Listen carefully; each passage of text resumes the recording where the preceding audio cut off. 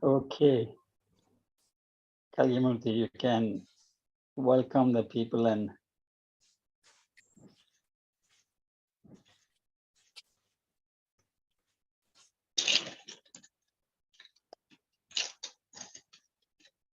Mr. Kalyamurthy, you can start. I can start. Yes.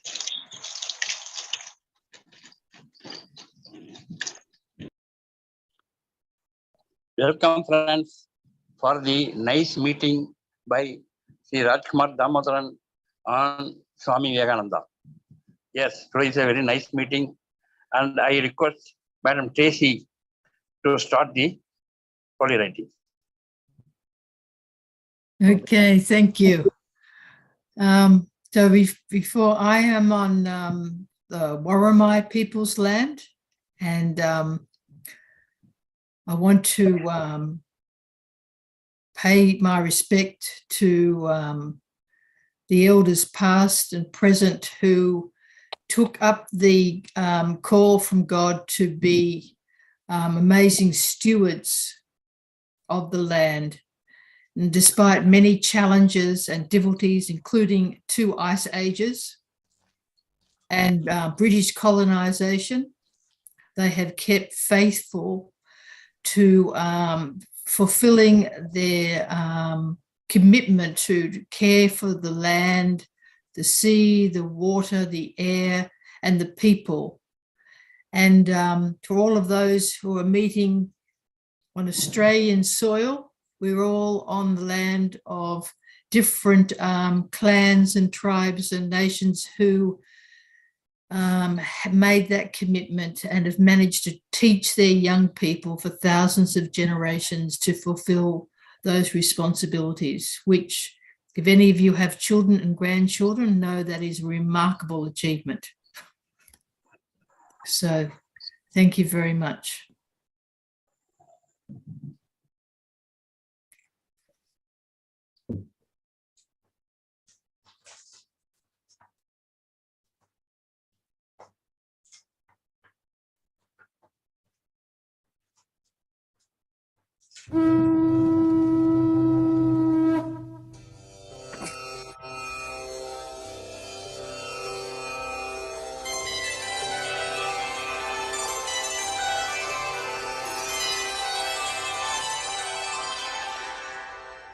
न जायते म्रियते वा कदाचित् न जायते म्रियते वा कदाचित् नायं भूत्वा भविता वा न भूयः नायं भूत्वा भविता वा न भूयः अजो नित्यः शाश्वतोऽयं पुराणो अजो नित्यः शाश्वतोऽयं पुराणो न हन्यते हन्यमाने शरीरे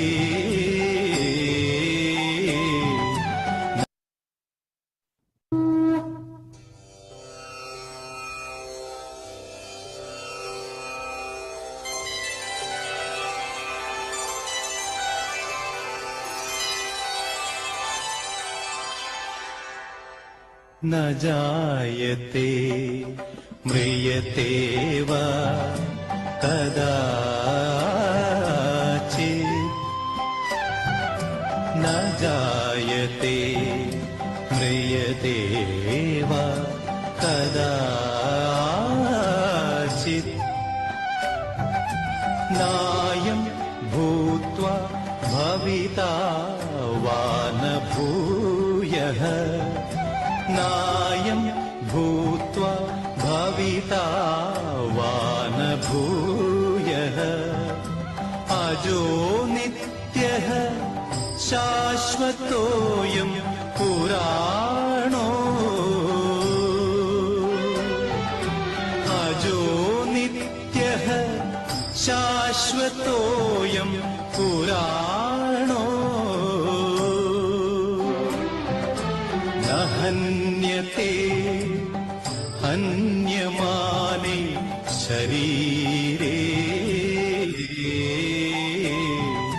न हन्यते हन्यमाने शरीरे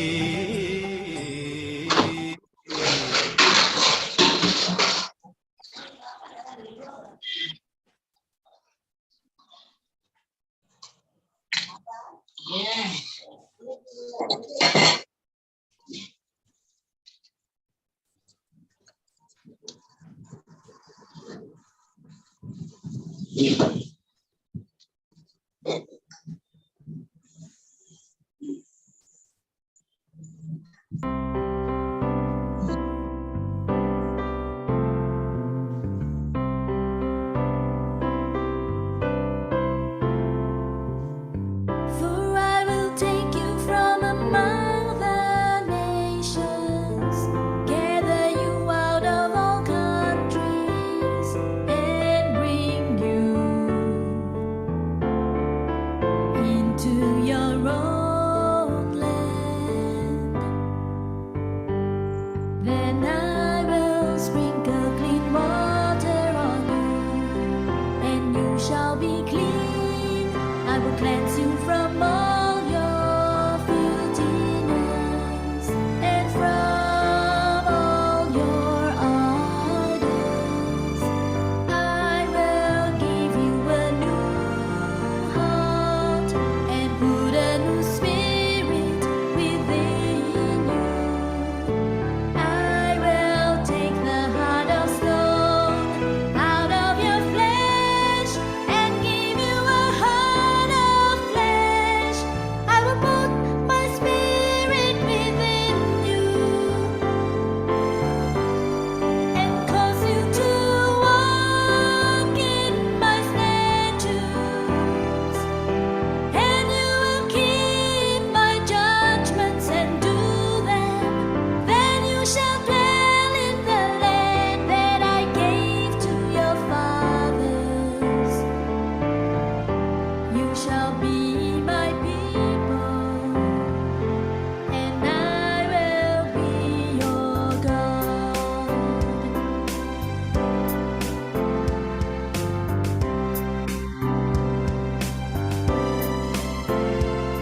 Then I will sprinkle clean water on you, and you shall be clean. I will cleanse you from all your filthiness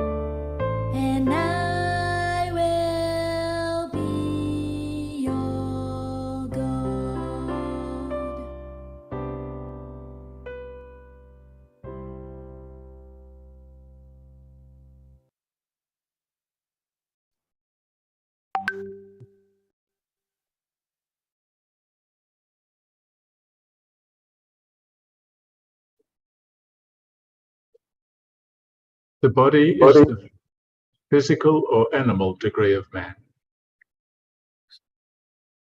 From the bodily point of view, man is a sharer of the animal kingdom. The bodies alike of men and animals are composed of elements held together by the law of attraction. Like the animal, man possesses the faculties of the senses, is subject to heat, cold, hunger, thirst, etc. Unlike the animal, man has a rational soul, the human intelligence. The spirit of man has a beginning, but it has no end. It continues eternally. The rational soul, meaning the human spirit, does not descend into the body, that is to say, it does not enter it, for descent and entrance are characteristics of bodies, and the rational soul is exempt from this. The spirit never entered this body, so in quitting it, it will not be in need of an abiding place. No, the spirit is connected with the body as this light is with this mirror. When the mirror is clear and perfect, the light of the lamp will be apparent in it. And when the mirror becomes covered with dust or breaks, the light will disappear. The spirit does not need a body, but the body needs spirit, or it cannot live. The soul can live without a body, but the body without a soul dies. Baha'i Scriptures, Abdul Baha.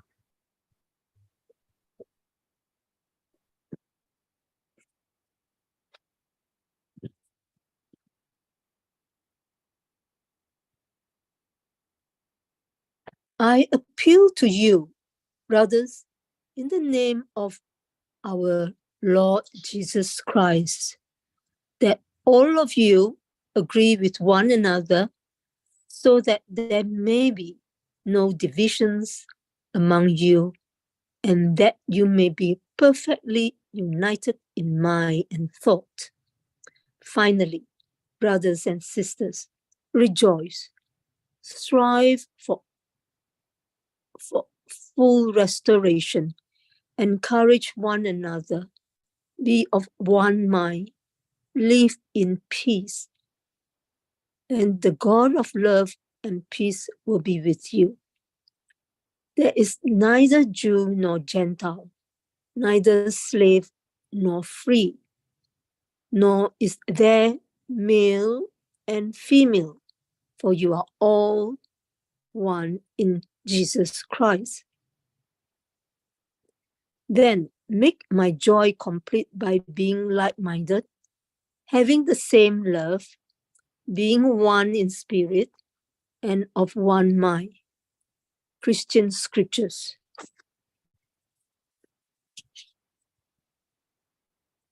O Son of Being, with the hands of power I made thee, and with the fingers of strength I created thee, and within thee have I placed the essence of my light.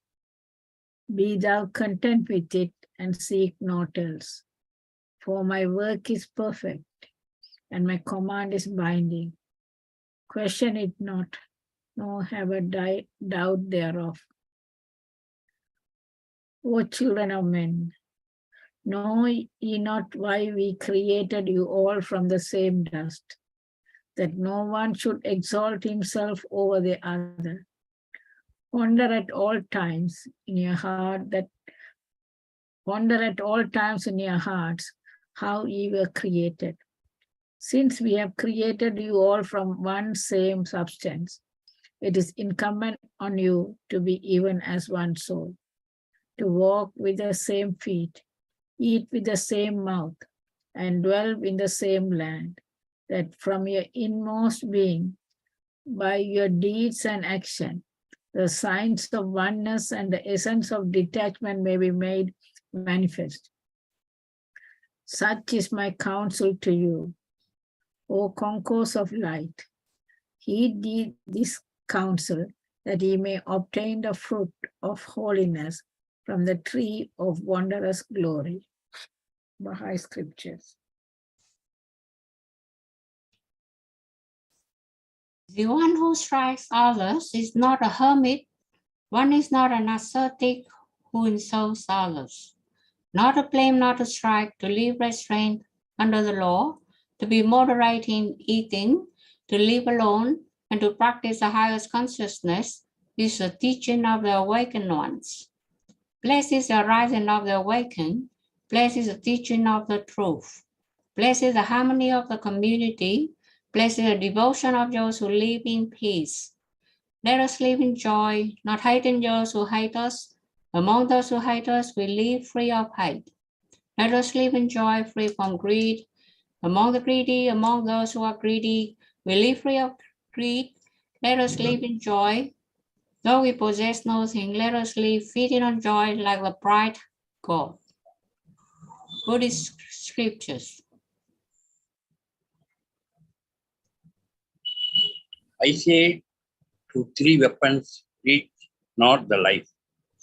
Flame burns it not, waters cannot overwhelm, nor dry winds, whether it is impenetrable, unentered, unassailed, unharmed, untouched, immortal, all arriving, stable, sure, invisible, ineffable, by word and thought, encompassed over all itself, thus is the soul declared.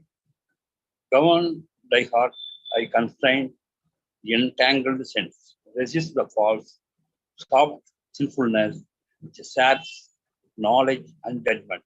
Yeah, the word is strong, but what discerns is stronger and the mind strongest, and high over all the ruling soul. Wherefore, perceiving him who reigns supreme, put forth full force of soul in thy own soul. Hindu scripture. The believers are nothing else than brothers in Islam. So make reconciliation between your brothers and fear Allah, that you may receive mercy. O mankind, we created you from male and female and made you into nations and tribes, that you may know each other, not that you may despise each other. Verily, the most honored of you in the sight of Allah is he who is the most righteous of you, and Allah has full knowledge and is fully informed. Arabs have no superiority over non-Arabs, and non-Arabs have no superiority over Arabs. You are all equal, except by piety and good actions. I leave behind me two things, the Quran and my example, the Sunnah, and if you follow these, you will never go astray. The similitude of believers in regard to mutual love, affection, and fellow feeling is that of one body. When any limb of it aches, the whole body aches because of sleeplessness and fever. Islamic scriptures.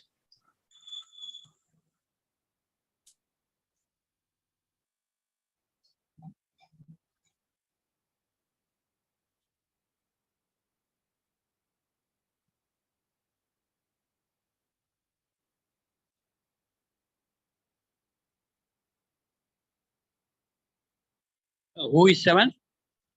Raj Kumar. Yes, you can start.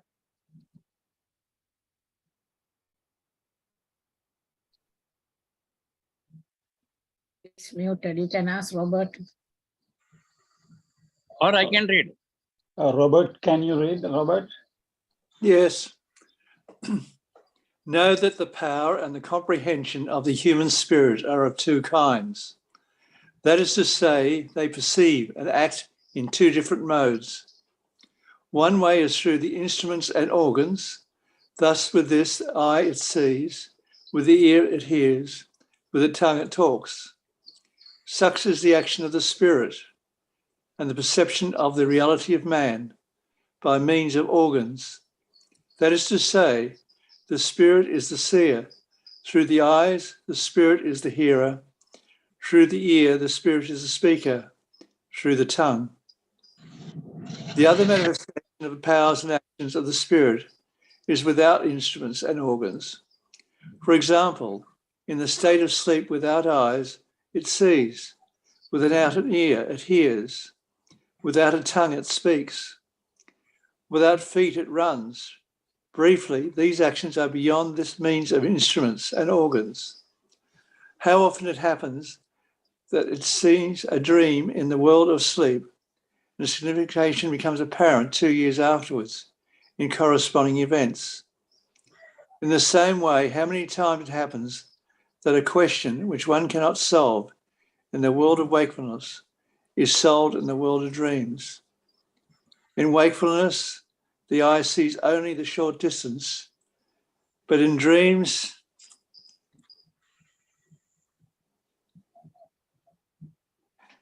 he who is the east sees the west. Baha'i scriptures. Thou hast asked me concerning the nature of the soul. Know verily that the soul is the sign of God, a heavenly gem whose reality the most learned of men had failed to grasp, and whose mystery no mind, however acute, can ever hope to unravel. It is the first among all created things to declare the excellence of its creator, the first to recognize his glory, to cleave to his truth, and to bow down in adoration before him.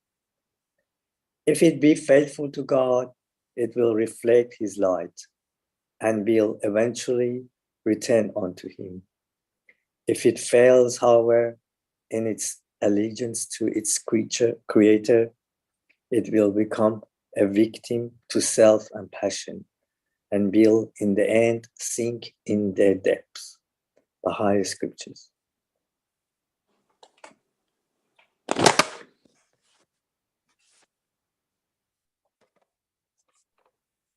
Know thou that the soul of man is exalted above and is independent of all infirmities of body or mind. The sick person showed signs of weakness is due to the hindrances that interpose themselves between his soul and his body, for the soul itself remaineth unaffected by any bodily ailments. Consider the light of the lamp. Though an external object may interfere with its radiance, the light itself continueth to shine with undiminished power. In like manner, every malady afflicting the body of a man is an impediment that preventeth the soul from manifesting its inherent might and power. When it leaveth the body, however, it will live in such ascendancy and reveal such influence as no force on earth can equal. Every pure, every refined and sanctified soul will be endowed with tremendous power and shall rejoice with exceeding gladness. Baha'i scriptures.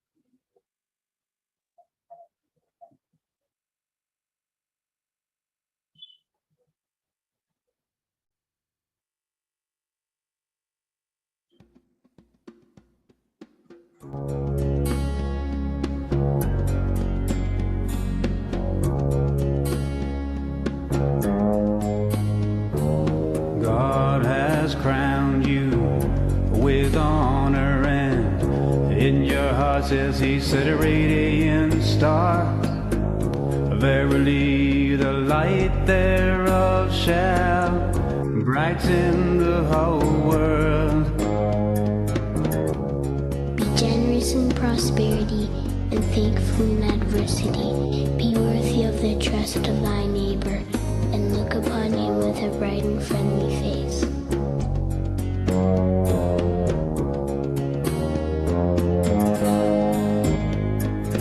God has In your hearts as he set a radiant star.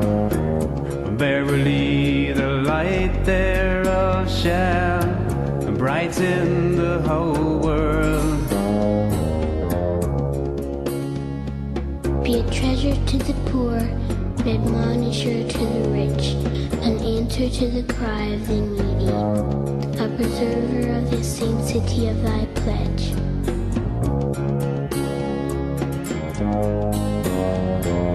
God has crowned you with honor, and in your hearts as he set a radiant star. Verily the light thereof shall brighten the whole world. Be fair in thy judgment and guarded in thy speech. Be unjust to no man, and to all meekness to all men.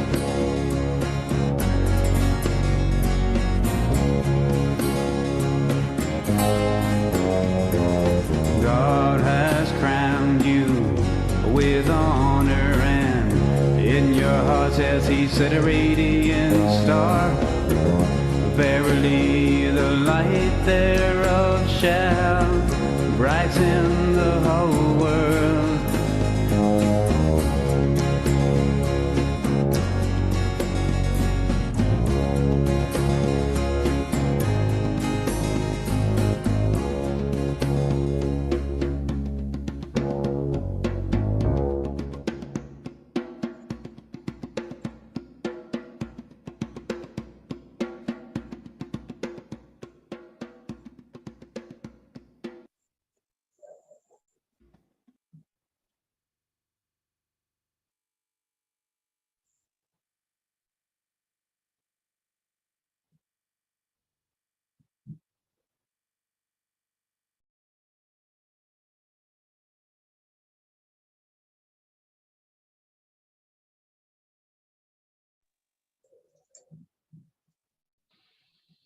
I welcome all my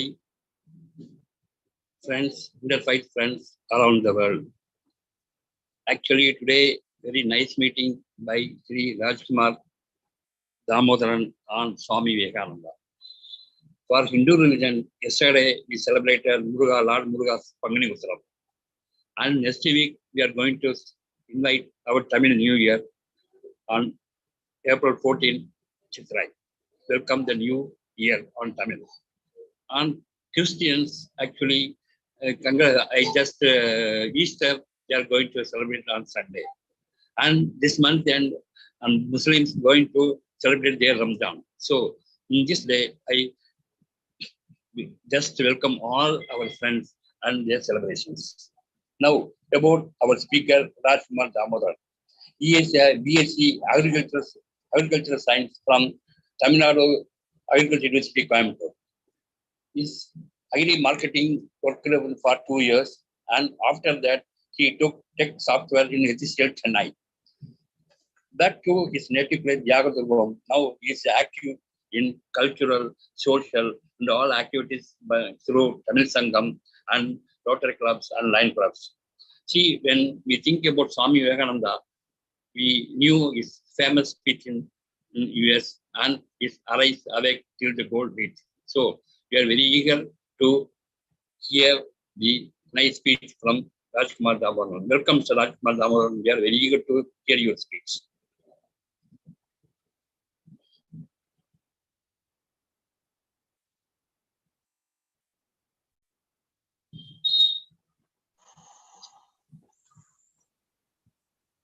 Yes.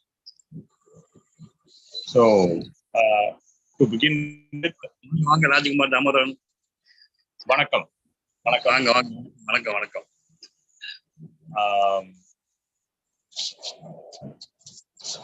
Okay. Just a moment. நான் பக்கத்துல தான் இருக்கேன், Pandi state Karaikal. அப்படியா? சரி. ரொம்ப நல்லது. Very good. Okay. So to begin with, I must thank our what shall I call him, Mr. Sivaperi from Australia. He used to inform me regularly about these meetings through WhatsApp messages, through sharings in the group, and also through phone call. And his untiring efforts in organizing such meetings regularly, weekly meetings in Wednesdays and Thursdays, and we must be very much thankful to him. I want to participate in all the meetings without fail, but due to some family commitments and other situations, it is not yet becoming possible for me to go through all the meetings. So at least in the future, I would really like to participate in all the meetings, so that I should not miss the speech of other speakers in these meetings. But today's meeting, I wanted to participate at any cost, in spite of some other works left behind, because the title I chose is to speak about the great Swami Vivekananda. So I did not want to miss the opportunity of speaking about the great spiritual leader, the eternal spiritual leader gifted by India to our world. So I begin by expressing my heartfelt thanks to our Mr. Sivaperi for having given me such a wonderful opportunity to make this presentation about Swami Vivekananda before this wonderful audience. So I'm saying for the first time I'm seeing the global audience here. Mr. Kalimurthy said he is living in Karikal near Pondicherry. So that gives me immense happiness to share this platform with some of the local people, and also some people who have migrated from Tamil Nadu and India to other foreign lands, and the other people who might not be, having Tamil as their mother tongue. So they would feel comfortable in understanding my English. So I would try to make it as easy to understand as possible through by means of using simple words and less technical words.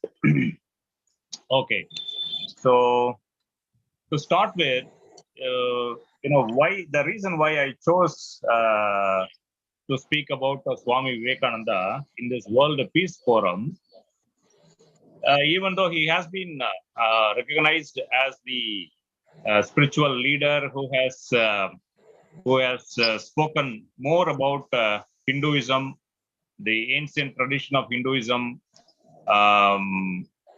the philosophies and spiritual concepts and principles that were practiced by ancient rishis in India. All those treasures Swami Vivekananda was able to identify in the form of his master, Sri Ramakrishna, whom he met in Calcutta. And afterwards, when he got the opportunity to make his speech in America, in Chicago, in 1897, September 11. So after his historical and popular speech, Swami Vivekananda, he became popular in the European continent, in the European world and Americas. Then he started speaking about the values of spirituality, especially, especially those values and principles which were discovered, formulated, and practiced in the ancient Indian territories. But in my individual opinion, when I study about Swami Vivekananda, I want to highlight him as a global spiritual leader who included the other important religions like Christianity, Islam, Buddhism, Jainism, and the intrinsic philosophical thoughts and theories that have been proposed in the scriptures of those religions. All these things have been thoroughly studied by him. And not only theoretically, he gave a practical shape to all those universal ideas, and he lived that ideas. That is the speciality, uniqueness of this particular personality by the name Swami Vivekananda. He lived all those ideas completely. That's why until now, people like us are very eager to go through his works, and we try to understand his works as much as possible. And we derive much pleasure, spiritual pleasure, when we are able to understand the intrinsic meaning of all those spiritual insights given by the great people like Swami Vivekananda. And in my lifetime, I got my acquaintance with the thoughts of Swami Vivekananda as a personality, a spiritual personality, since my age 20. When I was in college, Tamil Nadu Agricultural University, Coimbatore, in the state of Tamil Nadu in India, we, the students at the time, were taken for a tour in the southern part of our state, Tamil Nadu. And most of you might be knowing about the rock memorial of Swami Vivekananda, which is located in the place called Kanyakumari. That is the southernmost point of India. The southernmost point of India.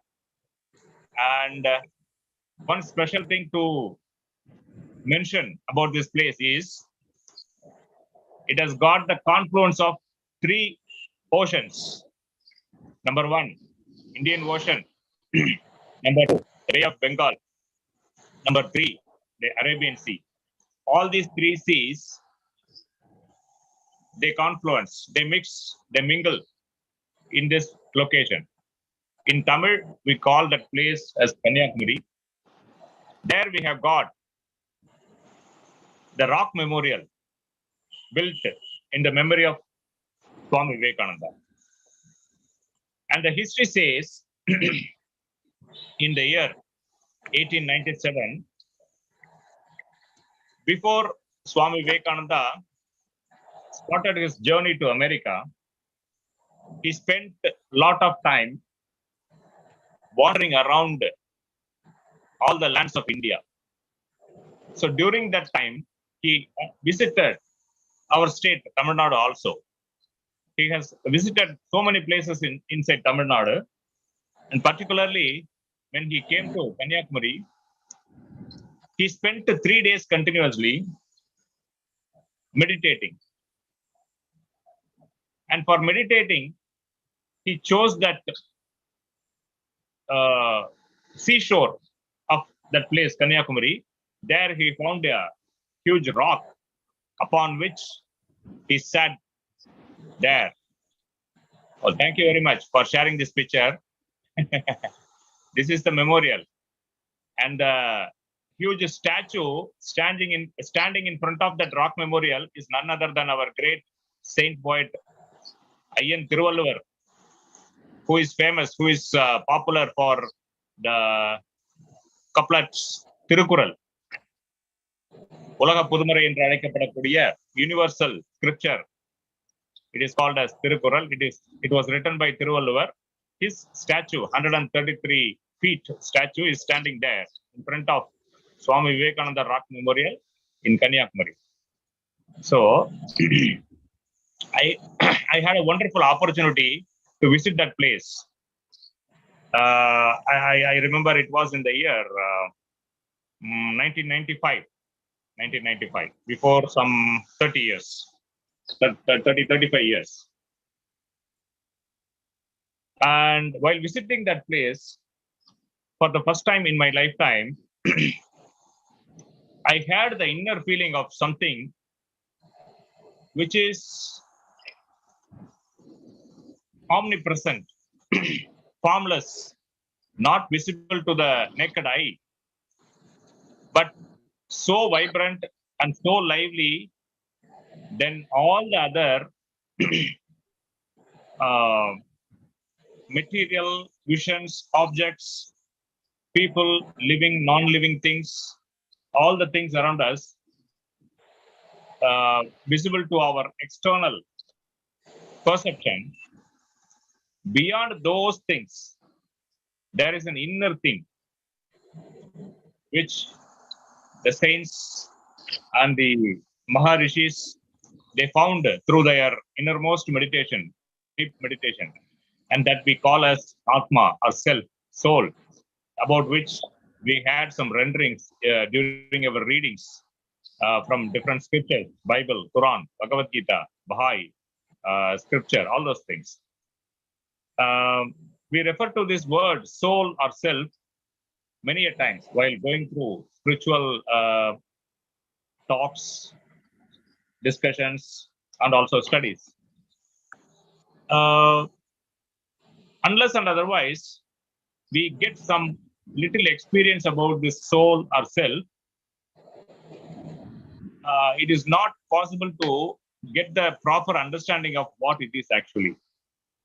And for me, in my personal experience, I would openly say that I got some little understanding about this soul for the first time in life during this visit to the Rock Memorial of Swami Vivekananda in Kanyakumari. From then onwards, I started very much being interested in the studies of, in the philosophy of Swami Vivekananda.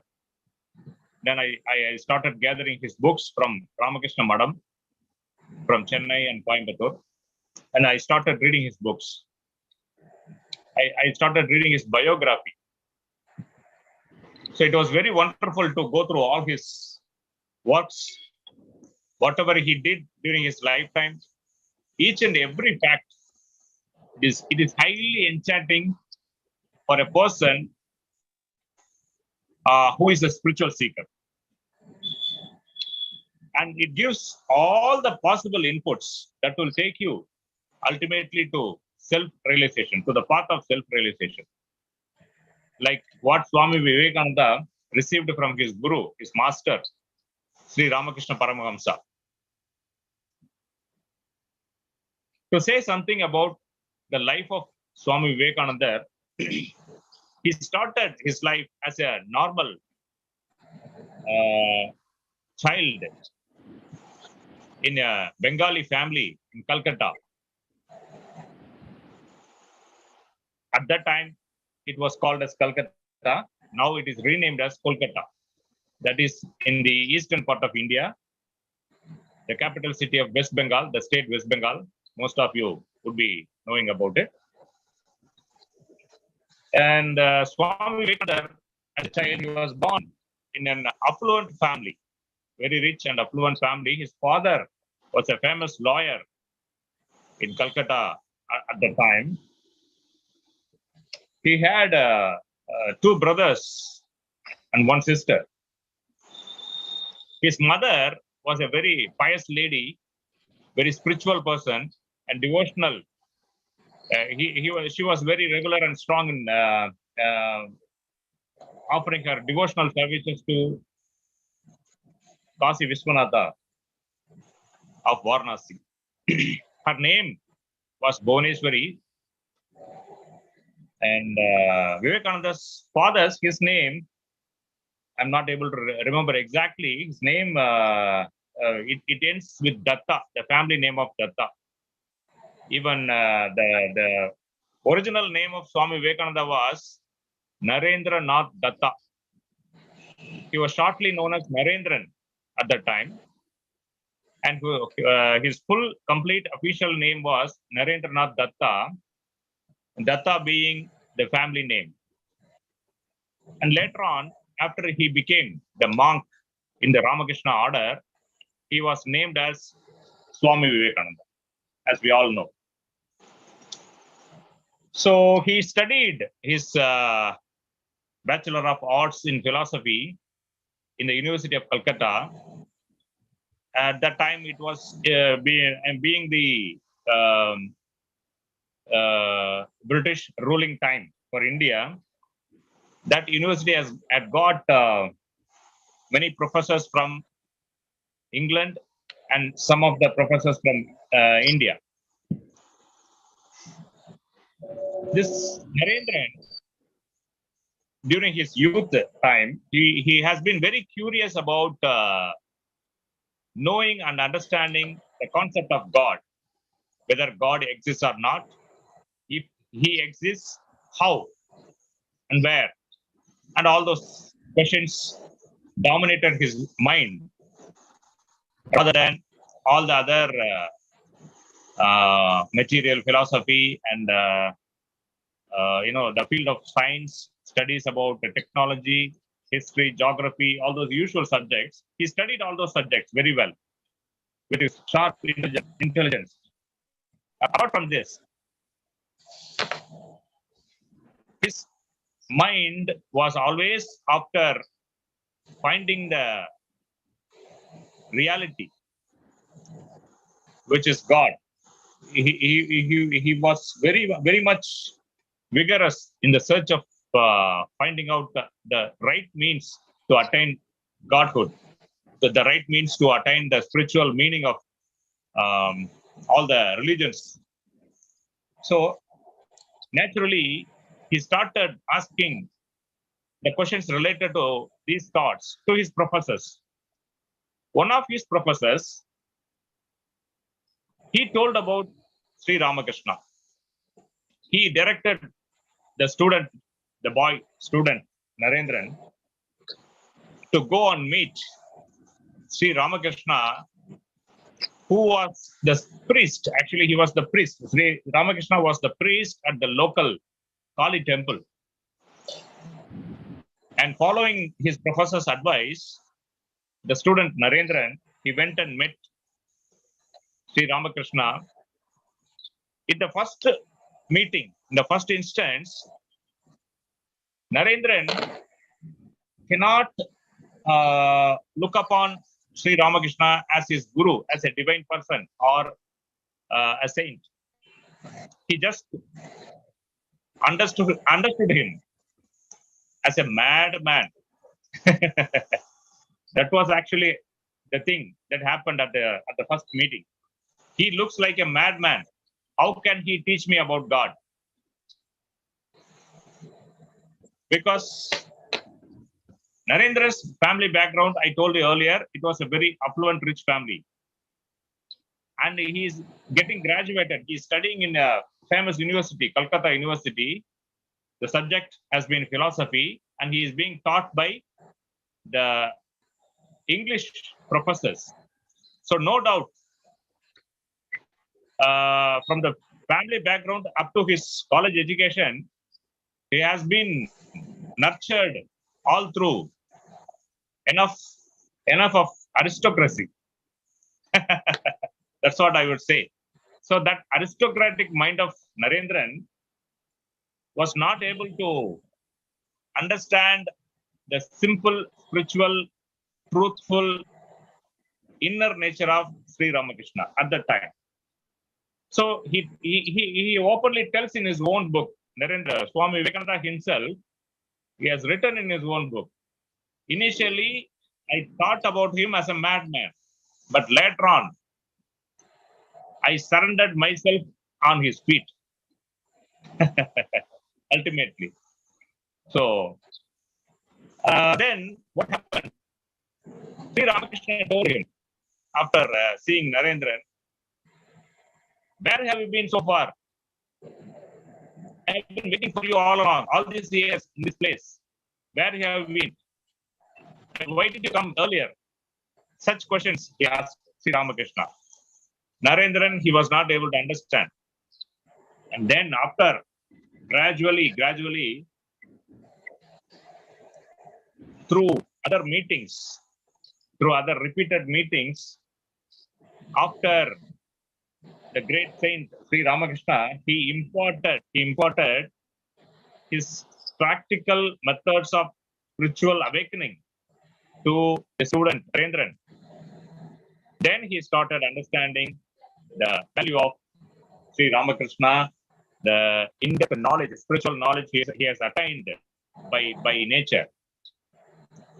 And then he was able to follow his teachings. And all these things were working out just like a grand design put forth by Mother Nature, uniting Sri Ramakrishna, Mother Sri Sarada Devi, and their earnest disciple, Swami Vivekananda. This trio, holy trio, they would call it in the Ramakrishna mission. I look upon this holy trio as the grand design of the Mother Nature, God Himself, to appear among us and to live in this world from different places and propagate the spiritual messages to people around the world, beyond all races and all religions. So after getting initiation from Sri Ramakrishna, after getting some spiritual awakening, Vivekananda started traveling all around the world, all around the places in India. By that time, his master Guru Sri Ramakrishna, he has attained his Mahasamadhi, and Swami Vivekananda, along with other brother disciples, they took a vow. They took a pledge to propagate the message of Sri Ramakrishna in India and other parts of the world. So first he starts traveling all around India. When he came to Tamil Nadu, I spoke about Kanyakumari. Apart from Kanyakumari, he has traveled to many other places in Tamil Nadu. And finally, he came to Chennai, the capital of Tamil Nadu. The history says that the people in Tamil Nadu, especially the people in Chennai, they collected money for Swami Vivekananda to travel from India to America. And in 1897, somewhere in the month of it was in July, it seems. Yes, July. He started in a steamer from Mumbai. When I visited Mumbai seashore area, Mumbai, I don't know the name of the place exactly. Some of the landmarks I would quote. If you visit Mumbai, this is a very common place to visit in Mumbai. They call it as India Gate or Gateway of India. India Gate. India. I'm not able to differentiate. India Gate. Which one it is? India Gate. Which one it is? India Gate. India Gate. Yes. Gateway of India. It is in Delhi. Delhi. India Gate. It is in Mumbai, nearer to the Taj Hotel. Yes. Why I am saying this here? When you visit India Gate, towards the left side, you can find a statue of Swami Vivekananda being erected there. Statue of Swami Vivekananda. I saw that. And in the altar and in the basement of that statue, they have encrypted this message that Swami Vivekananda started from here in a ship traveling to America. And I was able to find the entire route he traveled, published by the Ramakrishna Mission. From Mumbai, he traveled through Japan. Then he reached Canada. And from Canada, he traveled over to America. And he stayed in many places in America. There also he wandered as an unknown anonymous monk. He has written himself in his book, Swami Vivekananda. There is a book, Swami Vivekananda on himself. He has written it. I have completely read that book, both in Tamil and English. It is very interesting to read that book. Some of the pages made me think deeply. Some of the pages made me laugh. Some of the pages made me cry also. Very, very adverse things happening to saintly people, the great people, the purest people possessing purest heart. Even those people, they face adverse situations in life that make us, sad sometimes. Even though they call it, they include those situations under the illusionary concept of mind. Don't worry, all those things. Even the adverse situations in life, the bright corners of life, all those things are illusions. Beyond that, the soul exists, governed by the super soul, the Paramatma, as mentioned in Bhagavad Gita, Tirukural, Bible, Quran, all those holy scriptures. And we find many people, we use the word incarnation, avatar, to distinguish their personality from other common people. I don't usually use those words while I speak about these concepts and persons. But at the same time, we should not miss the greatness in their heart, the greatness they showed, the greatness they projected in their lifetime, and they still tend to project even after their death. One of such personalities is our great spiritual leader, Swami Vivekananda. After landing in America, he got the recommendation letter from a famous professor for him to be admitted in the International Parliament of Religions that was being conducted as a part of a great exhibition held in Chicago in 1897, in the month of September. So Swami Vivekananda entered the hall of that meeting, the great hall, which included the speakers and the audience and many other people from all over the world, from all the corners of the world, east, west, north, and south. Many speakers, they made their speech.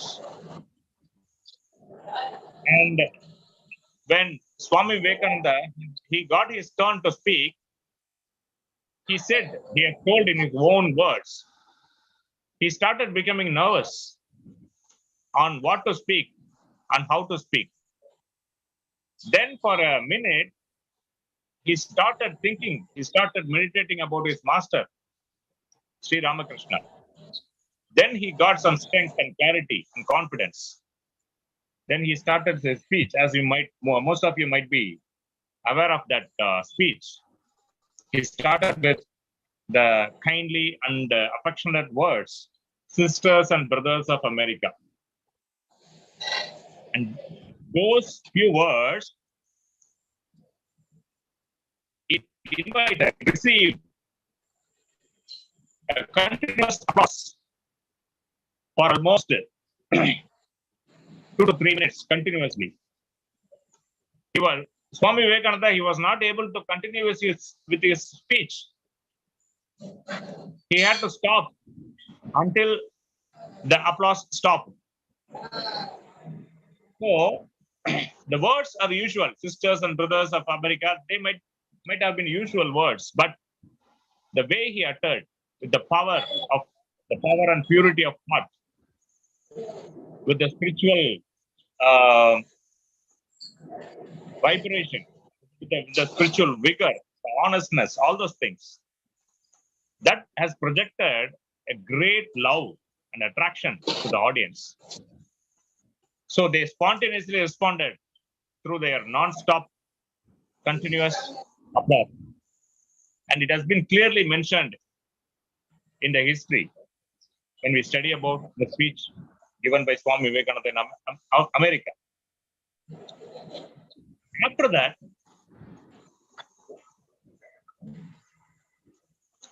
So after that, Swami Vivekananda he became popular in America. So many organizations invited him to speak there. And he visited all those places. He spoke about Bhagavad Gita. He spoke about Bible. He spoke about Quran, Buddhism, Jainism, all those religions. And he gave the credits of his knowledge, spiritual knowledge and experience to none other than his master, Sri Ramakrishna. Swami Vivekananda, in his own words, used to always say, whatever great works I have done, whatever great admiration I have got from the people of this world is only through my master, Sri Ramakrishna. None other, I don't have any other pride to attach to that. It is all through my master. And whatever mistakes I have committed, whatever shortfalls I have encountered, it is only through me. It is through my misunderstandings. It is through my immature way of dealing with people and things. So, for his greatness, he gave the credit to his master. For his shortfalls, he took the credit to himself. Such a humble spiritual leader, Swami Vivekananda has been. Okay. And he spent 4 years after his visit to America in 1897. I'm sorry. The year I should have told it. It was 1893 at his age 30. 1897 he came back to India. To be correct, Swami Vivekananda was born in 1863. 1863, and I remember these years of birth for Swami Vivekananda and Ramakrishna Paramahamsa in this way. For Sri Ramakrishna, it has been 1836, 1836. And for Swami Vivekananda, it is 1863, 1863. We have to alter the position of the last two digits. For the master and the disciple, there has been a little match in the birth year also, 1836 and 1863. So he was born in 1863. At his age 30 in 1893, he visited America. He spent 4 years in America and some of the European countries like UK and France and some other countries. In 1897, he started returning to India. On the way, he visited Sri Lanka. He visited many places, schools, colleges, universities, and other temples. He made a speech in many places in Sri Lanka. So after all those things, from Sri Lanka, he traveled in a boat and reached Rameswaram. Rameswaram in India. Rameswaram is a famous place of pilgrimage in Tamil Nadu. So there is a memorial.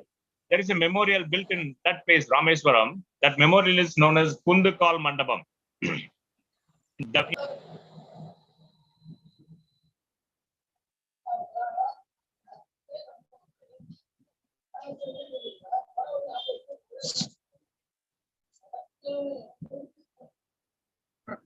Rajkumar is muted. Some signal problem, I think.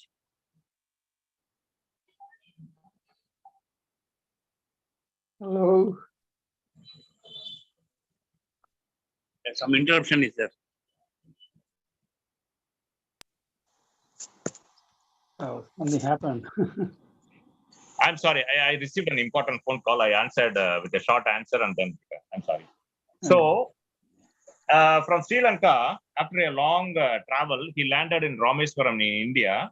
The place where he landed, the Ramakrishna Mission, the devotees, they have built a beautiful memorial temple over there. So if you get an opportunity to visit Rameswaram, please make a visit to that memorial temple, which is called as Kundukal Mandapam. Right. And after visiting that place, he stayed for a few months there. And in 1897, in the month of February, he came to Chennai. He came to Chennai. And he stayed in Chennai for 9 days in 1897. And he visited many places in Chennai. He delivered his lectures and speeches there. And got some of the books of Swami Vivekananda. This is one of them. The building you see in the front part of the book is titled Vivekananda Illam, Vivekananda House. This is known as Ice House. Ice House. This is known as Ice House. And it has got complete details about that memorial house. During the time, that building was used to store ice brought from London and America. Later on, it became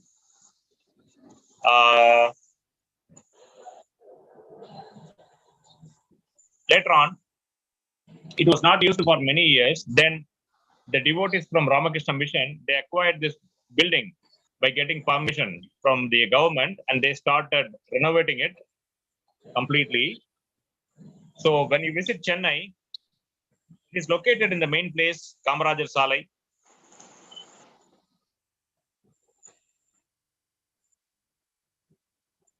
So you were asking, Sivaperi sir, are you asking whether to allow some questions or discussion for? Yes, because we have to finish by 9 o'clock. So if you can allow some of the questions and comments from the friends. Okay. Okay, I will finish in the next 5 minutes. Okay. So, right. Why the reason why I mentioned about this Vivekananda Illam, during his stay here in Chennai, he made lot of important historical speeches over there. Okay. And then it has been very interesting to note about all these things. And here is a book I have studied, Swami Vivekananda.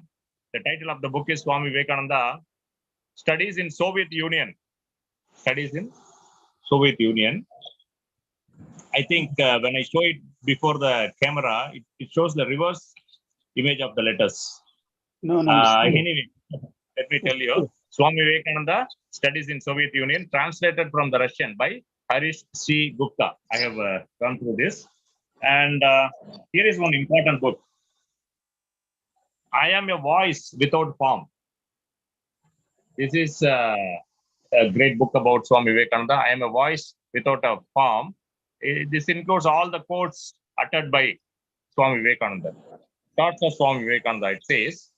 And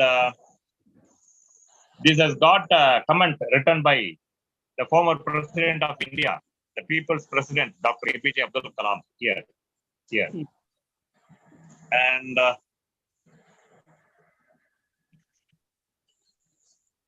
this book contains the photographs of Swami Vivekananda, lot of important original pictures of Swami Vivekananda, along with the information about where the particular photograph was taken, by whom, whether in India or America or London or and during which occasion. All those things have been mentioned in this book. Very wonderful book.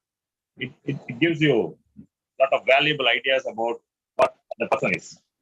And this is Vivekananda, a biography in pictures. This is also very interesting. And this is Sri Ramakrishna, biography in pictures. All these books I bought when I was in Chennai. I used to visit the Mylapore, Ramakrishna Madam, and also the Vivekananda Illam in Marina Beach, Kamarajar Salai. This book is photographs of Sri Ramakrishna and Sarada Devi. So all the books I have gone through, and I think I have given sufficient information about our great spiritual leader Swami Vivekananda during my speech. There are a lot more information we can tell about him. But due to want of time, let me finish my little presentation about this. So now it is open for discussion and questions.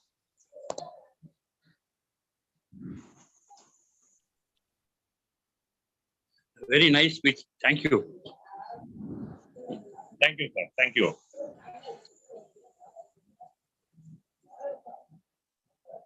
So, maybe, so we being the WPF World Peace Forum, in what way the personality of Swami Vivekananda, the philosophy highlighted by him, the principles enshrined by him, so all those things, in what way it contributes to world peace. I thought of speaking some points about that, but through answering the questions and also by conducting our discussion in that direction, we can get some understanding in that direction.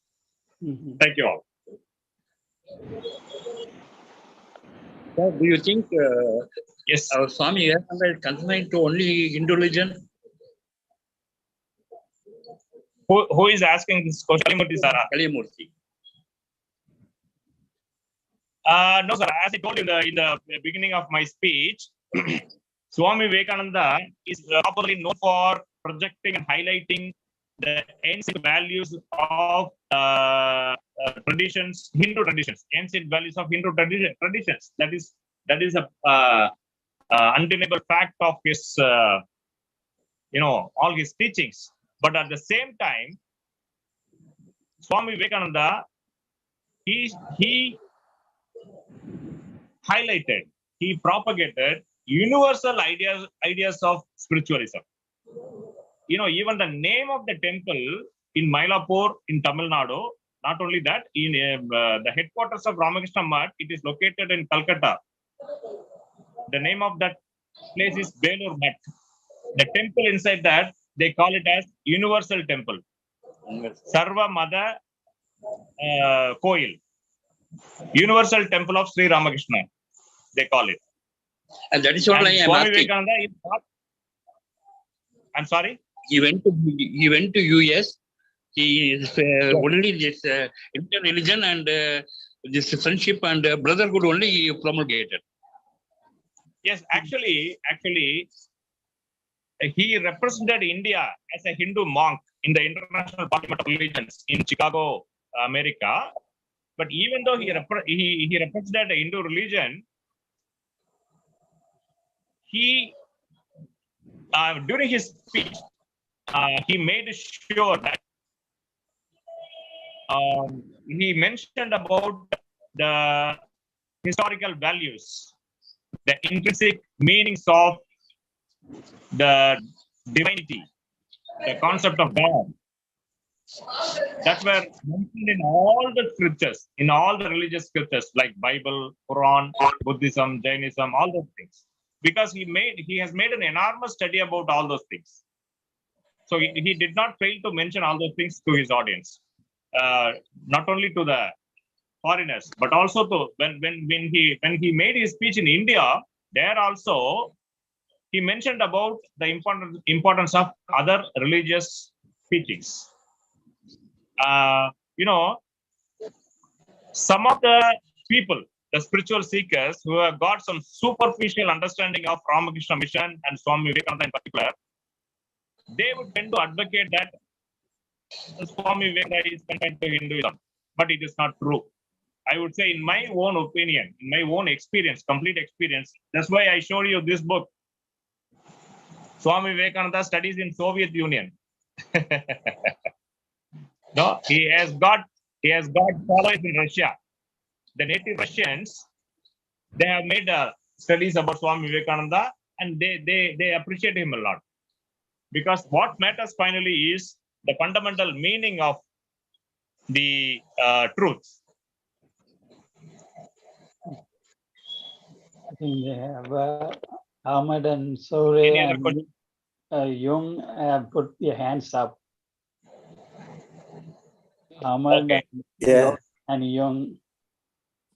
thank you for your talk. From what I gather, he was born in 1863 and died in 1902. That's only 39 years. Did he die from natural death, or was it? What was the cause of his death? Yes, Because interesting question. Yes, sir. Please complete your question. Please complete. Well, my question: how did he die? Was it natural death or was it accident? Because 39 is very young, even for that time of the history. You know, I know people were dying earlier in life. Yes. But 39 is very young. Yes. Okay. My other question is that 39 or 49? 39. 39. 39. Yes. My other question is that that's about the same time as the news of the fate of Baha'i faith coming out to the world. And that's when Baha'u'llah was exiled and messages were going around the world about it and things like that. Okay. Did he come to know about Baha'i faith? Baha'i faith, the connection of Swami Vivekananda with Baha'i faith, honestly speaking, I know nothing about it. Maybe Okay. I will try to refer and I will try to find out those things from the resources available with me. As far as I have studied through Ramakrishna Mission, connection of Swami Vivekananda, Ramakrishna with Baha'i faith, I haven't found, so far I haven't found any mention about it in any of the books. And when you asked about his death, whether it is natural or unnatural, actually his death occurred in the year 1902 at the age of 39, as many of us told. And I thought of showing one book. So when I remember the death of Swami Vivekananda, I'm compelled to remember the death of Mahakavi Bhadir. Sorry, you were cut off. I couldn't hear you. Can you say again? Bharadiyar was the great poet in Tamil Nadu in India. So it was similar to his life, he said. Oh, okay. So do you know exactly? He was a great poet. Do you know exactly how he died? Was it natural? Yeah, I have studied about it in one of the books. I will tell our friends in this meeting. And before that, when we compare the death of Swami Vivekananda, I have to say the death of Mahakavi Bharadiyar also. He also died at the same age, 39, in a different period. And he was one of the very staunch freedom fighters during the independence movement in India.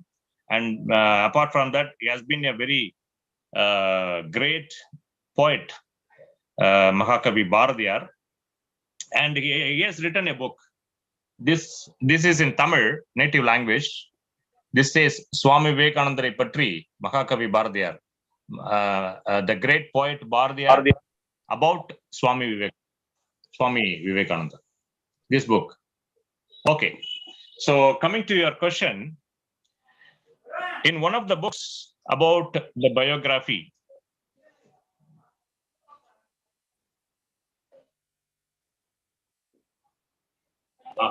sorry, there was a lag. In one of the books, am I audible? Yeah, we can hear you.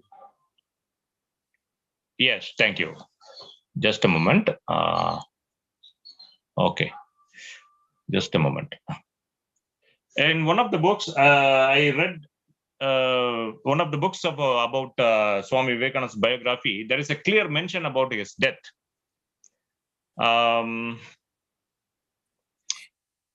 In the year 1902, at that time he was staying in Belur Mutt. Belur Mutt, that means Belur Madam. Belur is a place in Calcutta. And there was this Madam. Madam means ashram, the place where all these monks used to stay. the monks of the Ramakrishna order. That was located in the banks of river Ganga, and we can even make a visit to that place, even find those places. The Samadhi place of Swami Vivekananda, Ramakrishna Paramahamsa, and Sarada Devi, all those buildings are located there. So in that time, 1902, 3 days before his passing away, Swami Vivekananda called one of his disciples, the disciples who were very close attendants to him. He called one such disciple and told him, after 3 days, when once I depart from my body has to be cremated there. He points his finger at this location. My body has to be cremated there. He says to his closest disciples. This is one of the disciples. And as he said, as he predicted, after 3 days, he laid down in a bed in his room. And he asked his attendant to fan him using that, we call in Tamil Visiri fan, the manual fan. Used on those days. When he was doing that, Swami Vivekananda, what he did, he was laying on the bed completely stretched out. He stretched out both his legs. He relaxed. And it is mentioned in the book that he took a long breath. He took a long breath. After that, he stopped his breath. He stopped his breath and he became immobile. And after a few seconds, a little amount of blood came out of one of the nostrils of his nose. It is mentioned in the book. And people came and checked, the monks, the people in charge of the mutt, the administrators, all those important people, they came and checked him and pronounced he has departed from his body. So that's how it has occurred as per the mention in the book I have studied. But people still wonder how he died at the early age, such a great person, whether it is natural or unnatural. It is very natural to be curious about such things. But in my individual understanding, what I perceive it as is being a spiritual person adapted in spiritual yogic practices. So at that time, apart from spiritual studies and understanding, Swami Vivekananda had learned a lot of yogasanas, different postures that would be difficult for common people like us. He had learned all those things. He practiced, and using one of those techniques, he invited death by himself. Maybe internally he would have thought like this: my mission in this world has been accomplished. My mission is to study and understand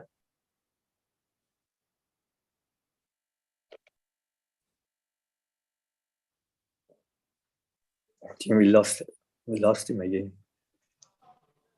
Sorry, there has been an interruption through phone call. I'm sorry. Yeah.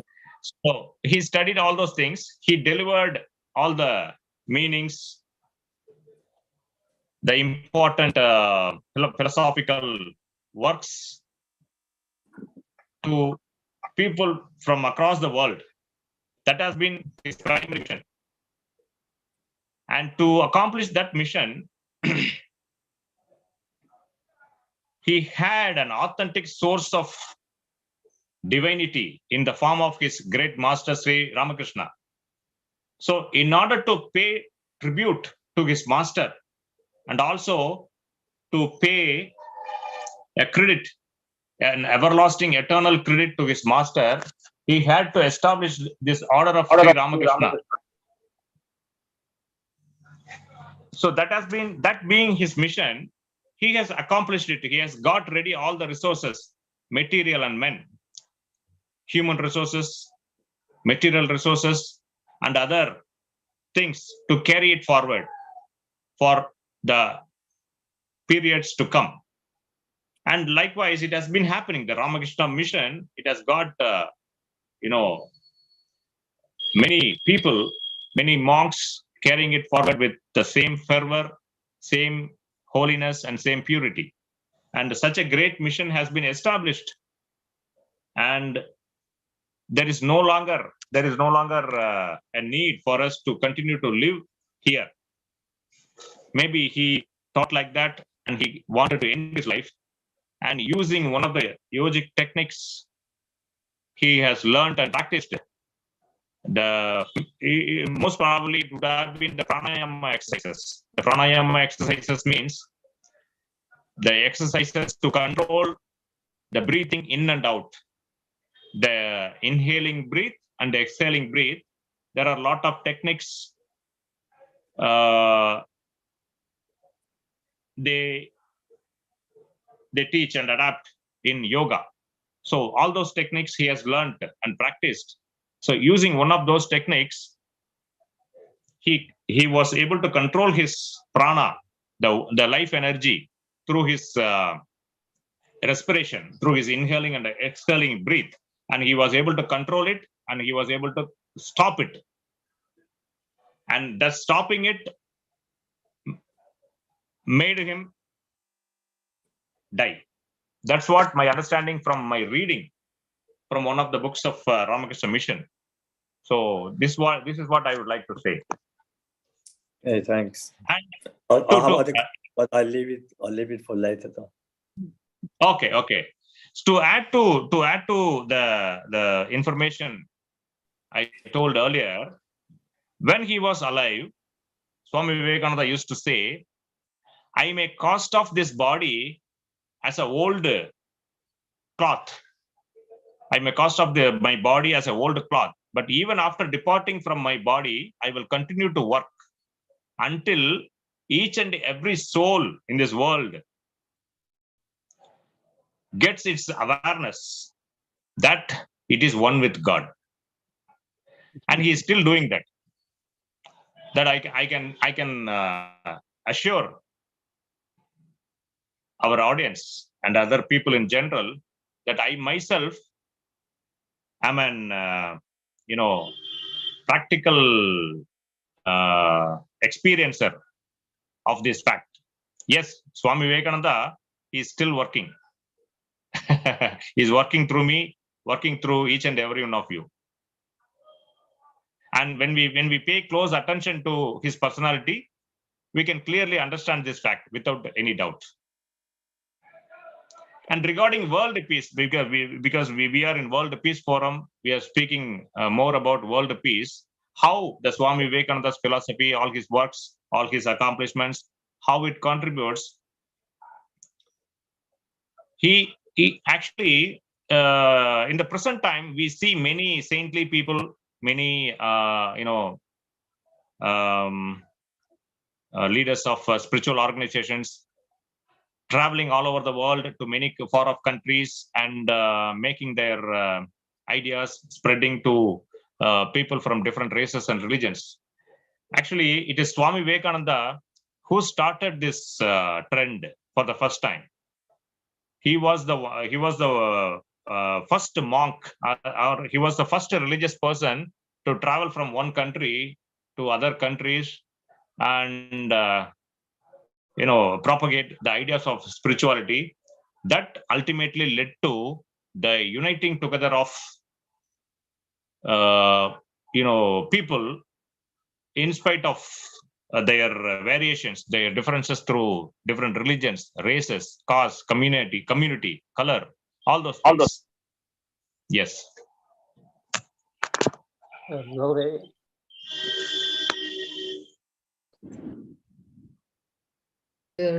Rajkumar, for a very extensive talk. You explain a lot about Swami's life. Thank you very much. But I wanted to say, if you could explain a little bit about his idea about reality of God and what is the reality of man, and also mind, also reality of soul and mind, all of this, and then how do you get to peace after, to know the reality of God, for the people to understand how. Thank Wonderful. you. Wonderful question. This is the basic and fundamental question, lingering in the minds of almost every human being on this earth. And especially for all those spiritual seekers, this is the most important and inevitable question, I would say. Swami Vivekananda, yes, he has given all his clear thoughts about this. And I would say it is not. you're muted.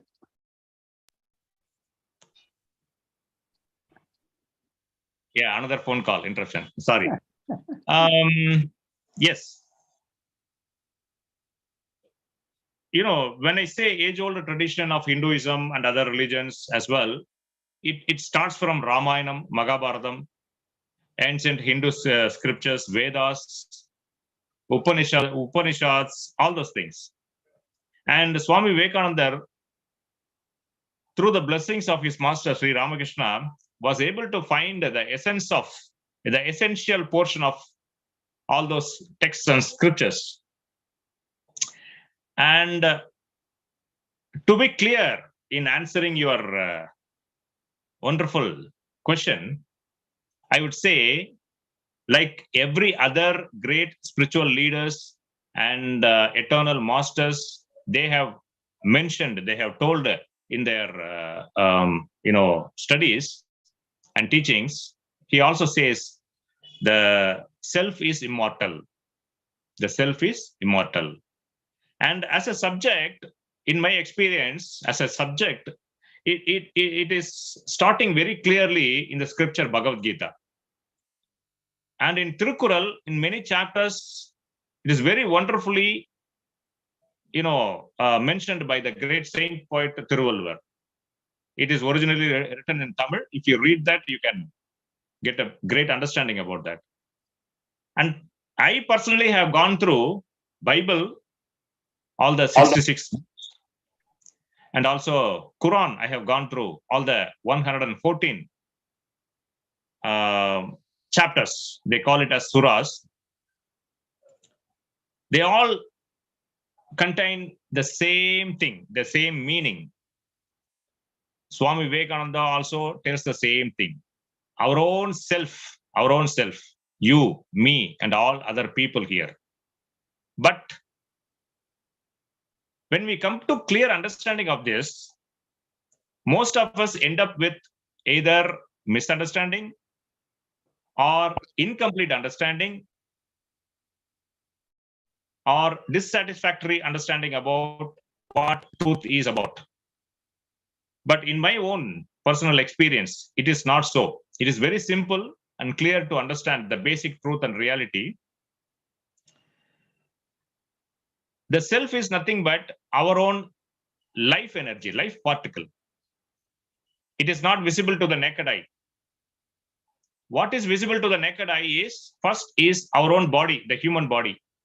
We have got hands, legs, head, internal organs, all those things. We exist with this body until the expiry of our lifetime. We are born.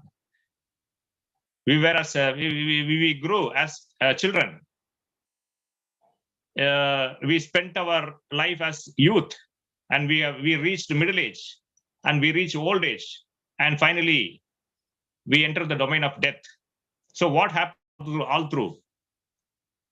And we have to get some understanding about all these things when we, try to answer the question of this kind. And again, I will use the word again, the self. The self, we have got name, Rajkumar, Sivaperi, Zore, Young Dipin, and who else? In some, Ahmad Anis, Vasanta Peri, Colin Dibdin. Who are these? Robert Patience, Jiva, Pina. And apart from we are present in this meeting, a few people, representing the entire human population. What about the 800 crores populating this world? So they're all selves, they're all souls, lives. First, we have to understand ourselves as self, and we have to have a clear discrimination about our body, mind, and self. Here, the God is mentioned using the word super self or supreme self. In Bhagavad Gita, in Bible, they say Lord. In Quran, they say Allah. Maybe in Baha'i faith, I think they use all these words.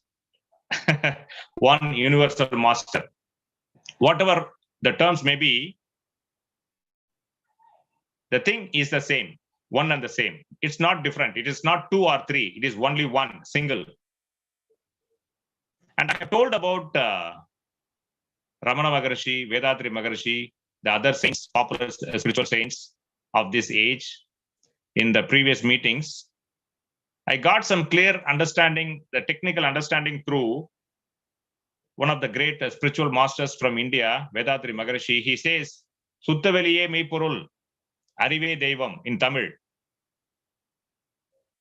When I say it in English, Suttaveliye Meipurul means truth is absolute space. Truth is absolute space, and God is consciousness. In English, they use the word consciousness. Consciousness is somewhat different from intellect. We have to discriminate between the meaning of intellect and meaning of consciousness. God is consciousness. Allah is consciousness. And from that consciousness, through the process of evolution, the material universe evolved. And it is a topic for discussion. The entire world of existence, the world, the universe, including all the stars, planets, living beings, everything. Is it creation or evolution? When we look upon it as creation, we end up with a lot of contradictory thoughts. Who created it? At what time? And what existed before creation? All these thoughts arise in our mind. But when we look upon it as evolution, it becomes very comfortable for us to get the closest understanding of reality. Yes, it is actually evolution. Creation in the form of evolution. If we, make our thinking in that direction, it will be easy for our mind to catch the actual meaning of reality. So the reality being absolute space, that absolute space has to be understood by our mind. To understand the subtle nature of absolute space, consciousness, God, our mind has to be tuned to that subtlety. But presently, our mind is occupied by all the gross inputs of the world. What we started gathering from our childhood, at the age of 3, according to the teachings and suggestions of many psychologists, the psychology says that we start gathering the ideas of I and mine, our possessive thoughts, all those things from age 3. So from that, then onwards, till now, our brain, our mind has got so many accumulated thoughts about the happening in this world, in our personal life, in the lives of other people in and around us, all those things. The great philosopher J. Krishnamurti used to say, end the known and unknown. How to end the known and unknown? The known is all the accumulated thoughts all through our lives. The unknown is consciousness, God. So we are right now, what we are doing is we are functioning as our mind. That is the thing. We are functioning as our mind, and the mind is the great confuser. The mind is the great confuser. He stands in between the nature and God and us. Sometimes the mind poses as a great teacher and clarifier of facts and figures. Sometimes the same mind gives us utter confusion. So what we have to do to get a clear picture or understanding of what reality actually is, to get beyond the mind. That is the only way. To get it doesn't mean that we have to leave behind the mind. We have to cost of the mind. No, it doesn't mean that we have to cost of the mind. The mind is a necessary evil, I would say. We have to keep our mind. We have to live with our mind, and we have to cautiously and carefully use our mind to lead our thoughts to divinity. Because mind is nothing but the reverse nature of God. Mind is nothing but the reverse nature of God, which is absolute space. And this concept of absolute space, you can get technical understanding of the concept of absolute space as consciousness through meditation, by closing your eyes. That's why in most of the techniques of methods of meditation, the first step is close your eyes.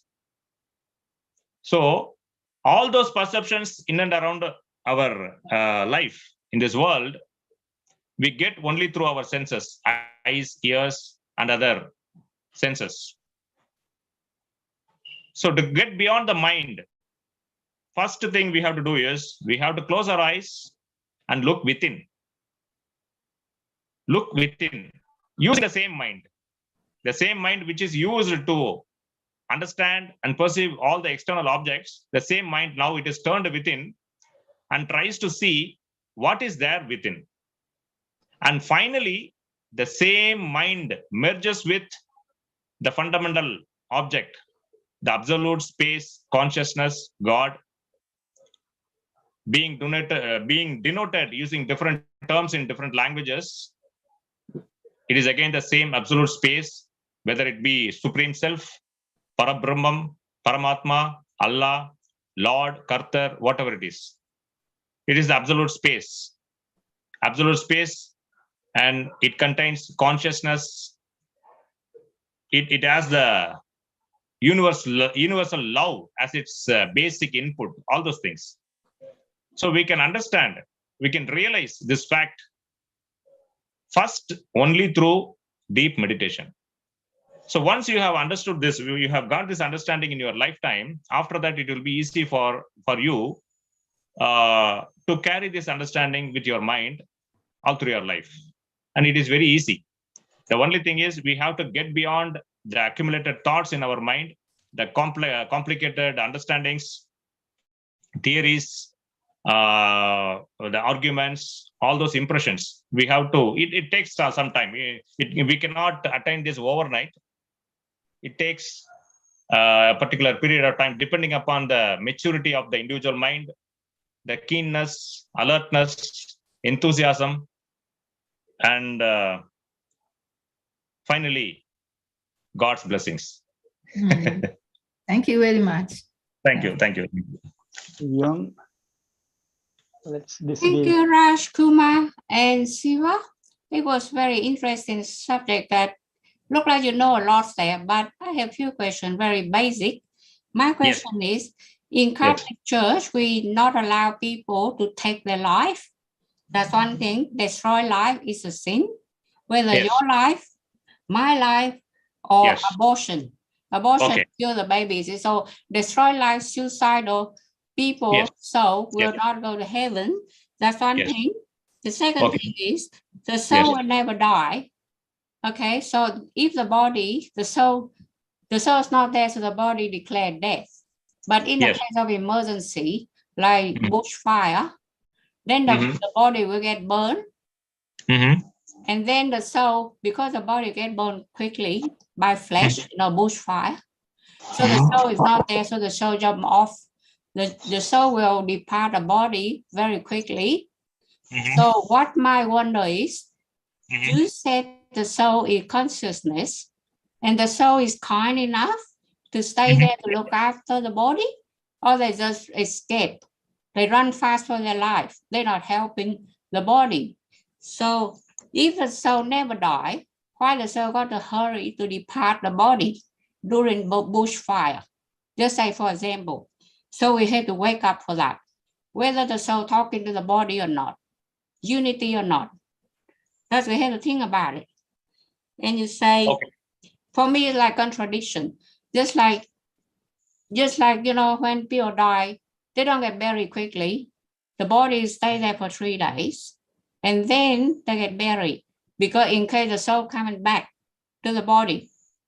So like a lot of stories saying that in a medical surgery, people declare that death and stay, and then 3 days later they are alive. So the soul coming back. So whether they talk to each other or not, body and soul, and Okay. the soul is very powerful. If we use the soul in a psychology way, the soul can pull the illness of a person through really quickly. Like if the person didn't want to eat, just say want to starve to die, and the soul, because he consciousness and he's related to God, then he will say the body, please eat, then you'll be alive. Then you'll be helpful. Then you can help others. Because if you die, you'll be wasting of my time.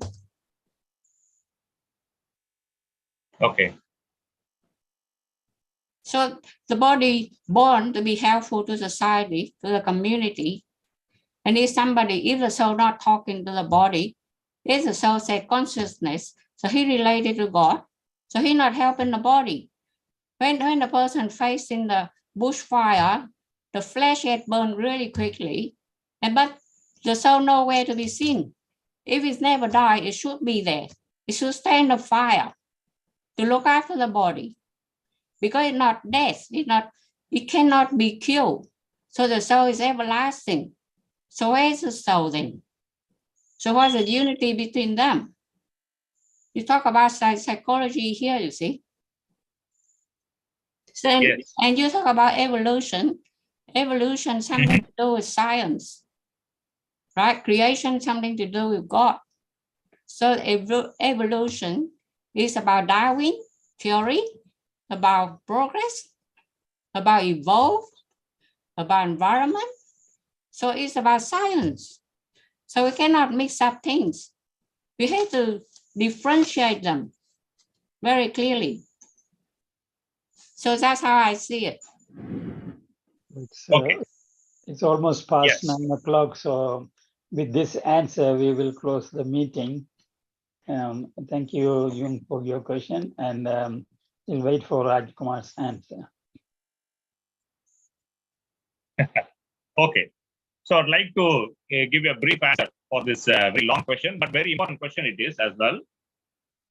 Many people in the world have got this thinking, and they want to know the real meaning behind it. Again, it's very clear and simple to answer this question as well. Soul you cannot see through the naked eye. First of all, it is invisible. Like Actually, I told about absolute space with consciousness, which is God. It evolved as the particles. And when we talk about this, we cannot segregate philosophy and science. Philosophy and science, they have always to be together. Like a great scientist Albert Einstein told, philosophy without science or science without philosophy. It is a famous quote by him. And any field of study, it has to be integrated. And when we talk about especially this concept of God, we have to talk about every possible field of human study in our colleges and universities and beyond the colleges and universities. So we have to, it is not only about temples, churches, mosques, and other spiritual organizations. The God is not confined to all these holy places. Of course, it is there. The God is omnipresent. So the God is not confined to any particular holy place. He is omnipresent, universal. So providing everything. He is all. Or it need not be particularly he. It may be she. It may be it. You know. So nameless, formless. But it is consciousness. Omniscient consciousness seated within us. We can perceive it, we can realize it only through deep meditation, first time. So if you are able to catch it or understand it, realize it only one time, then you will live with that understanding all through your life. You can carry forward. I can assure you. So that being consciousness, God, that started evolving into physical particles, and it evolved into the 5 elements: earth, water, fire, air, ether. And all these 5 elements, when they got mingled in equal proportion, that led to the evolution of living beings from one cell, amoeba, bacteria, fungi, virus, all those microorganisms. And then happened the evolution of marine living beings, the fish and other living beings in the sea, and the land creatures, animals, plants, kingdom, all those things. Finally, we human beings have evolved. And our physical body, it is the ultimate product of natural evaluation after the trial and error from lakhs of creatures still living on this earth. And the soul has undertaken the journey through all this evolutionary process. Starting from consciousness, starting from absolute space consciousness, it has gone through emerging as the physical elements. It has gone through emerging as the living beings from 1 sense to 6 sense human beings. And in the human being with the 6th sense, the soul, the self, is functioning as the mind. So mind is not a particular object. It is a temporary functioning phenomena. The mind is. We have to clearly understand this. Mind is not a separate entity. It is a temporarily functioning phenomena. And using that phenomena, the mind, we first realize ourselves. And in meditation, you can find, you can understand, you can feel the existence of soul through vibration. Just like I would like to, explain this through comparison. We have air around us in the atmosphere, but we cannot see it through the visible eyes. All other materials we can see. Earth we can see, water, oceans, rivers we can see.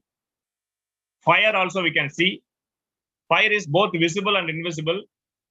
While being lit, the fire is visible, the red fire, yellow fire, whatever it is. But once the fire is quenched, it is unseen. We cannot see that, but the fire existed. Beyond that, the air, it is always invisible. It can never be visible, the air. And the soul is more minute, is subtler than air itself. So it is absolutely invisible. And the soul can only be realized by turning the mind within through meditation. And this soul, when it evolved from the consciousness, it was completely pure, without any desires, without any attachment, without any impression. But when it went through its journey, through the evolutionary process, by living as a plant, by living as a microorganism, by living as a cat, by living as a tiger, by living as an elephant, by living as a shark or elephant in the ocean, by living as a little worm. All these creatures it has lived as, and finally it has evolved as human beings. A lot of human beings, crores of human beings. It lives through all these bodies. It accumulates a lot of impressions from this worldly life. So the impression it gathers by the functioning of the mind. And the functioning of the mind, turning the mind from gathering worldly inputs to internal understanding, such as the existence of God, the fundamental nature of God. What is the fundamental reality of this existence? All those things, when the mind turns into these thoughts, gradually, step by step, it relieves all those material impressions. Only then it gets some sharpness to understand what soul is, what itself is. I agree So with I you. cannot. I agree with you that God is omniscience. That's everybody know about it. So no question about evolution. That's necessary. Okay. Thank you. Okay. Anyway, now I think I have another meeting to Okay. attend. So Thank you, Rajkumar. Thank you Thank very you. much. Very much. very much. We have more questions, maybe another time. Thank you. Thank you. Ave Maria. Maybe you can attend our meetings and we can have more discussions. Ave Maria. Thank you. Okay. Very interesting. Thank you. Thank Thank you. you very much and God bless you. We have been to the Marina Beach Center in Madras. Oh, God bless good. you. Yeah, we have been there, yes. Very good. Very good. Very good. Thank you. Yes. God bless Okay. you. Thank you. Okay. Thank you. Thank you very much. Thank you all. We'll hope to see you next time. Next time. Yes. Okay. Thank you.